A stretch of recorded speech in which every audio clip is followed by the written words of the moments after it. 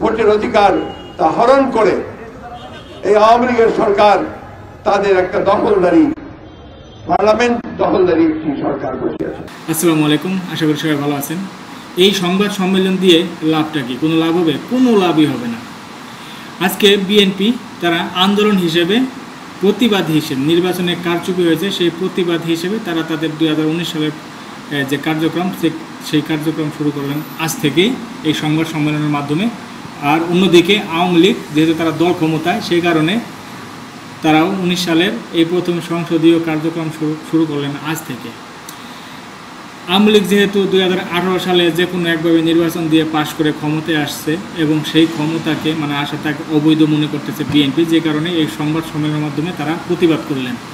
এই সংবাদ সম্মেলনের মাধ্যমে তারা সরকারকে একটা মেসেজ দিলেন, শুধু সরকার না, বাংলাদেশের জনগণ এবং বিশ্বের বিভিন্ন দেশের নেতাকর্মীদের যে নেতারা আছে, জাতীয় নেতারা, তাদেরকেও মেসেজ দিয়ে দেখিয়ে দিলেন যে বাংলাদেশের নির্বাচন কারচুপি হয়েছে, সঠিকভাবে নির্বাচন হয় নাই, সম্পূর্ণ অবৈধভাবে নির্বাচনটি হয়েছে।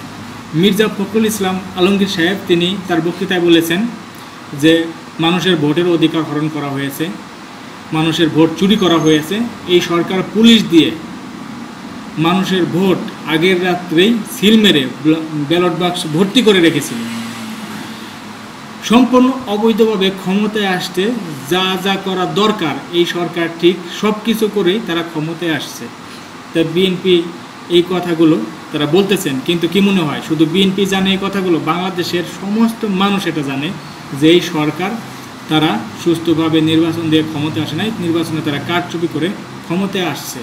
তারপরে এই সংবাদ সম্মেলন করে কি কোনো কিছু অর্জন হবে? কোনো কিছু অর্জন হবে না। আগের ইতিহাস কি বলে? আগের ইতিহাসের যদি একটু নজর দেই আগের ইতিহাসগুলোতে, তাহলে দেখা যায় যে আওয়ামী লীগ তাদের যে অধিকার, বিএনপির সময়গুলোতে যেসব অধিকার দাবি করছে আওয়ামী লীগ, সেই দাবিগুলো আদায় করার জন্য তারা শক্তিশালী আন্দোলন দিয়ে বিএনপিকে বাধ্য করছে ওই সব দাবি মানার জন্য, যে কারণে আজকে আওয়ামী লীগ তারা যেভাবে হোক ক্ষমতায় এসে টিকে আছে এখন পর্যন্ত।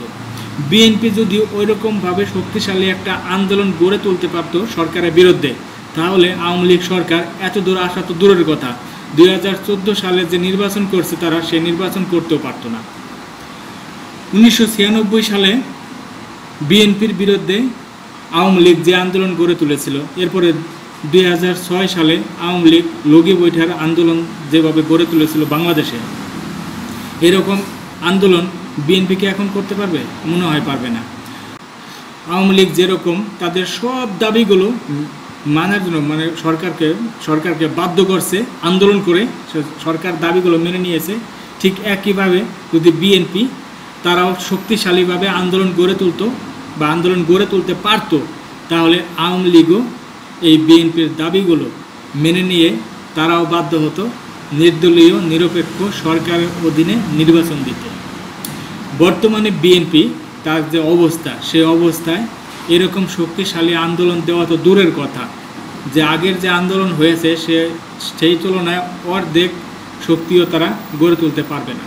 তার মূল কারণ হলো এই বিএনপির চেয়ারপারসন বেগম খালেদা জিয়া। কারণ বেগম খালেদা জিয়া যখন এই দলটির নেতৃত্ব দিয়েছেন 2014 সাল বা 2014 সালের আগে, বিভিন্ন সময়ে আন্দোলনে বাধ্য হয়ে, শক্তিশালী আন্দোলনের কাছে বাধ্য হয়ে সরকার, মাননীয় প্রধানমন্ত্রী শেখ হাসিনা বেগম খালেদা জিয়ার কাছে ফোন করতেন যে আপনার এই হরতাল বন্ধ করে আসুন আমরা আলোচনা করি। তখন বেগম খালেদা জিয়া বলছেন যে আমরা হরতাল দেওয়ার আগে আপনাদের কাছে বলছিলাম যে আপনারা আমাদের এই দাবিগুলো মেনে নেন, কিন্তু আপনারা মেনে নেন নাই। এখন যে আমি হরতাল দিয়েছি, আন্দোলন শুরু করছি, যদি মাঝপথে আমি এই আন্দোলনগুলো বন্ধ করে দিই, তাহলে আমার দলের লোকজন কি বলবে যে আমাদেরকে আন্দোলনে নামিয়ে দিয়ে আপনি গেছেন সরকারের সাথে আলোচনা করতে। তাই আন্দোলন শেষ না হওয়া পর্যন্ত অপেক্ষা করেন, আন্দোলন শেষ হলে আমরা আপনাদের সাথে আলোচনা করব। এরকম একটা শক্তিশালী কথা বর্তমানে কোনো নেতাকর্মীকে বলতে পারবে? মির্জা ফখরুল ইসলাম আলমগীর সাহেব বর্তমানে খুব অত্যন্ত ভদ্র একজন নেতা। এরকম নেতা বাংলাদেশের নির্বাচনের ইতিহাসে দুর্লভ। মির্জা ফখরুল ইসলাম আলমগীর সাহেবের অবশ্যই যোগ্যতা আছে বিএনপিকে নেতৃত্ব দেওয়ার জন্য, কিন্তু একটা শক্তিশালী আন্দোলন করতে যতটা দক্ষতা এবং যতটা সাহস দরকার মির্জা ফখরুল ইসলাম আলমগীর সাহেবের আমি মনে করি ওইরকম কোনো কিছুই নাই। তাই বিএনপিকে বর্তমানে যেভাবে আছে বিএনপি দলটা, সেই দলটাকে আরও শক্তিশালী করে আওয়ামী লীগের বিরুদ্ধে শক্তিশালী আন্দোলন গড়ে তুলতে হলে যেটা সবচাইতে বেশি করণীয় সেটা হলো এই যে বিএনপিকে ঐক্যবদ্ধ করতে হবে। বাংলাদেশের আনাচে কানাচে যত বিএনপি নেতাকর্মী আছে তাদের সকলকে নিয়ে ঐক্যবদ্ধভাবে জোটগতভাবে সকলে সবার ত্যাগ স্বীকার করে যার যা কর্তব্য দায়িত্ব আছে সব কিছু ভুলে গিয়ে ঐক্যবদ্ধভাবে শক্তিশালী আন্দোলন গড়ে তুললেই সরকার এই আন্দোলনের চাপে পড়ে একটু না একটু হলেও চিন্তা ভাবনা করবে। এছাড়া আন্দোলন ছাড়া বেগম খালেদা জিয়ার মুক্তি আর নির্বাচন কোনোটাই জেতার সম্ভব না বিএনপি।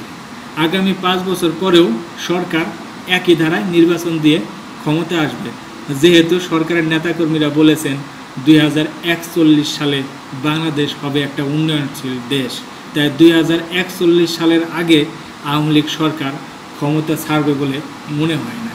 বিএনপির একমাত্র উপায় আন্দোলন, তাছাড়া অন্য কোনো উপায় নাই। আর এই সব সংবাদ সম্মেলন করে আরও হাসির পাত্র হবেন না। আর এই সংবাদ সম্মেলন করে আপনারা বিএনপির নেতাকর্মীরা যেসব ভাষণ দেন, যেসব বক্তৃতা দেন, সেই সব বক্তৃতাকে ঘুরিয়ে পেঁচিয়ে আওয়ামী লীগের নেতাকর্মীরা, বিশেষ করে ওবায়দুল কাদের সাহেবের মতো নেতারা, তারা আপনাদের নিয়ে সমালোচনা করে।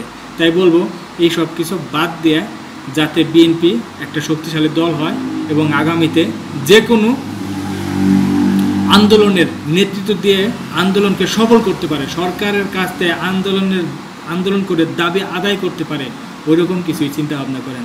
অন্যথায় বিএনপির আর কোনো উপায় নেই। যা হোক, সবাই ভালো থাকবেন। আল্লাহ হাফেজ। আসসালামু আলাইকুম।